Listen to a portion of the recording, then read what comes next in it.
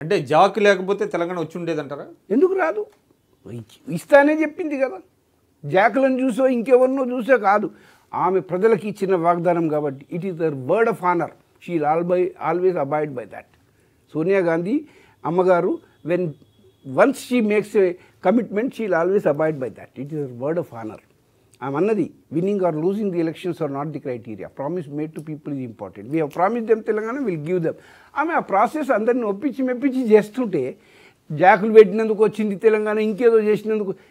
ఈ జాకు పెట్టినందుకు జనంలో కొంచెం ఇక్కడ మిస్లీడ్ అయినరు పాపం, అమాయకులు ప్రజలు, ఈ చదువుకున్న వ్యక్తులు. అంటే దీన్ని మీరు ప్రజల్లోకి తీసుకెళ్ళకపోయారా? తీసుకుపోవాలని నేను వాదించిన. For example Keshava Rao was an intellectual. అట్లనే జయపాల్ రెడ్డి గారు కూడా ఒక ఇంటలెక్చువలే కదా, హైలీ క్వాలిఫైడ్ పర్సనాలిటీస్, మంచి ఇంగ్లీష్ మాట్లాడే వాళ్ళు వీళ్ళు. వాళ్ళని అడిగిన నేను 9th స్టేట్మెంట్ ఏముంది, 23rd స్టేట్మెంట్ ఏముంది వర్బాటం, ఈ రెండు చదువుదాం, ఏది పకడ్బందీగా ఉంది తెలంగాణ రాష్ట్రం ఇచ్చేందుకు, రెండో స్టేట్మెంటే బాగుంది, దీంట్లో తప్పేముంది, ప్రజలను ఎంత తప్పుదారిన పట్టిస్తున్నారు కదా, ఆ జాక్ ఏమవసరం ఉండే. జానారెడ్డి గారు కేసీఆర్ను పట్టుకొని కౌగిలించి మనం జాక్ పెట్టుకుందామని ఇద్దరు ఇట్లా డిసైడ్ చేయాల్సిన అవసరం ఉందా? బిడ్డలు చచ్చిపోతున్నారు కదా.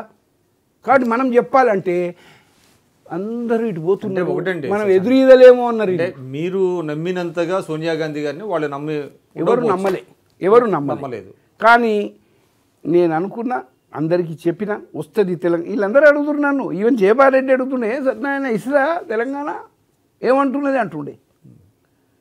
మరి వెంటనే జానారెడ్డి గారు అడిగిన 2 సార్లు, సత్యం వస్తుందా తెలంగాణ అని. ఇట్లా చాలామంది మిగతా పార్టీ వాళ్ళు నిన్న తప్పకుండా వస్తుంది, అమ్మగారు ఇస్తుంది. అందుకే నేనే చెప్తుంటే చాలా వరకు అధైర్యపడొద్దు, తొందరపడొద్దు, ప్రాణాలు ఎవరు కూడా పోగొట్టుకోవద్దు, బతుకుండి తెలంగాణ చూద్దాం, వచ్చేస్తుంది తెలంగాణ, ఇచ్చేస్తుంది సోనియా గాంధీ గారు. అంటే ఓటమికి కారణం ఏంటంటారు కాంగ్రెస్? ఇక ఓటమికి అనేక కారణాలు. ఇప్పుడు ఫస్ట్ ఆఫ్ ఆల్ తెలంగాణ అమ్మగారు మాట నిలబెట్టుకుంది, ఇచ్చింది తెలంగాణ ఆమె.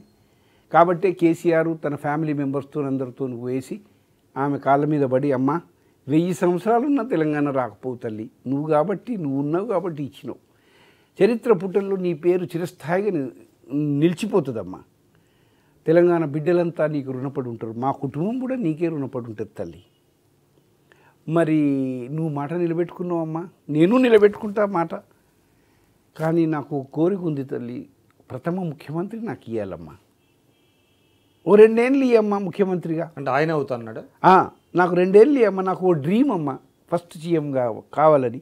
నేను 2 ఏళ్ళు పనిచేస్తామా, మంచిగా పనిచేస్తే నన్ను ఆ సీట్లో ఉంచు, లేకపోతే తీసేయి.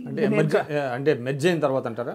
నేను మర్జ్ చేస్తా, నువ్వు మాట నిలబెట్టుకున్నావు, నేను నిలబెడతా, నా మాట నిలబెట్టుకుంటా, నేను మర్జ్ చేసేస్తా. కానీ ఫస్ట్ సీఎం నాకు ఇయ్యి అన్నాడు. 2 ఏళ్ళు చూడు నా పంతనం, నేను బాగా చేయకపోతే నన్ను తీసేయమ్మా అన్నాడు. అప్పుడు అమ్మగారు ఎస్ మంచి విషయమే, దాంట్లో ఏముంది, nothing wrong in your becoming the first chief minister of AP, okay you go for merger అన్నది. మర్జర్ అని రాహుల్ గాంధీని దిగ్విజయ్ సింగ్ను కలువమన్నది. రాహుల్ గాంధీని కలిసి కూడా ఇదే చెప్పారు. ఆయన కూడా సంతోషంగా బయటి దాకా వచ్చి సాగరంపిండు కుటుంబాన్ని, తప్పకుండా నేను ఫస్ట్ సీఎంగా అనౌన్స్ చేస్తామని.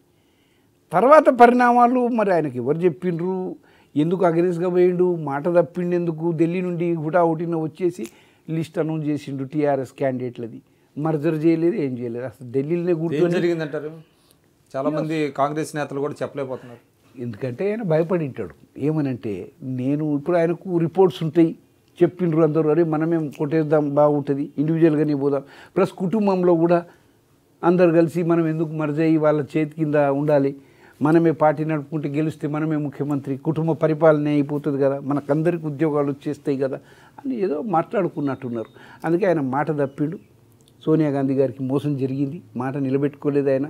ఎవరు కేసీఆర్ చక్కగా వచ్చిండు, లిస్ట్ అనౌన్స్ చేసిండు, ప్రచారం స్టార్ట్ చేసుకుండు. అంటే తెలంగాణ రావటంలో కేసీఆర్ గారు దానికి తోడు 1 సెకండ్ సార్, దానికి తోడు ఈ తెలంగాణ నాయకులు మనవాళ్ళు పెద్ద మనుషులు డర్టీ డజన్ ముఖ్యమంత్రులు ఉన్నారు. డర్టీ డజన్ అని నేను చెప్తా, డర్టీ డజనే అంట వాళ్ళని. ఎందుకంటే ప్రతి ఒక్కడు ముఖ్యమంత్రి, నేను ముఖ్యమంత్రి అంటే నేను ముఖ్యమంత్రి. ప్రతిరోజు టీవీలలో కనపడుతున్నాడు ఒకడు, ఒకనికి నడక రాదు, వాడు ముఖ్యమంత్రి. ఒకనికి మాట రాదు, వాడు ముఖ్యమంత్రి. ఒకనికి చౌరిన వాడై వాడు ముఖ్యమంత్రి. వాడు గుట్కా తినుకుంటే నడుస్తుంటాడు టీవీలలో, వీడు ముఖ్యమంత్రి. ఇట్లాంటివన్నీ ప్రజలు అసహించుకున్నారు. దానికి తోడేందంటే కాంగ్రెస్ పార్టీ ఇచ్చింది, సోనియా గాంధీ ఇచ్చింది, చేయి గుర్తుకే వేస్తారు ప్రజలు. ఇంకా కేసీఆర్ది మనకేం అవసరం, కానీ మరదరొద్దు వాడొద్దు అన్నారు. ఇట్లా మాట్లాడిన వాళ్ళు ఉన్నారు. ఎందుకంటే ఆయన వస్తే ఆయన పెత్తనం, ఆయన ముఖ్యమంత్రి, చురుకైన వాడు. మీ సైడ్ నుంచి కూడా దాన్ని వీళ్ళు కూడా అందరూ ఏం చేశారంటే వచ్చేస్తుంది పుణ్యానికి, గాలికి వచ్చేస్తుంది కాంగ్రెస్, నేనైతా అనేసి వీళ్ళు వాళ్ళ కాన్స్టిట్యూన్సీలకు వెళ్ళి బయటికి వెళ్ళారు. వీళ్ళకి గెలవనికి చేత కాదు, ఇంకో 10 మందిని గెలిపించే స్థోమత లేదు, ఏమున్నా పార్టీ మీద రావాలి. అట్లాంటి వాళ్ళు వీళ్ళు చేసిన లెక్కలకు ఇవన్నీ చూసి కూడా జనం ఏమనుకున్నారంటే ఈ డర్టీ డజన్ ముఖ్యమంత్రుల కంటే ఆ కేసీఆర్ ముఖం బాగున్నది, ఆయనకి వేసి కాలబెడదాం ఓట్లని వేసిండ్రు ఒకటి. దానికి తోడు ఆయన అరిచేతిలో స్వర్గం చూపించాడు. 106 సభలు పెట్టిండు, 156 సభలో పెట్టి అరిచేతిలో స్వర్గం చూపించాడు. ఇంటికో నౌకరీ ఇస్తా, డబుల్ బెడ్రూమ్ కడతా, సరే ఒక్కసారి ఇట్లాంటి అనేక వాగ్దానాలు ఇచ్చి వీళ్ళకేమో మేనిఫెస్టో రిలీజ్ చేయలేని పరిస్థితి. వీళ్ళు లోకల్ లీడర్లు కాంగ్రెస్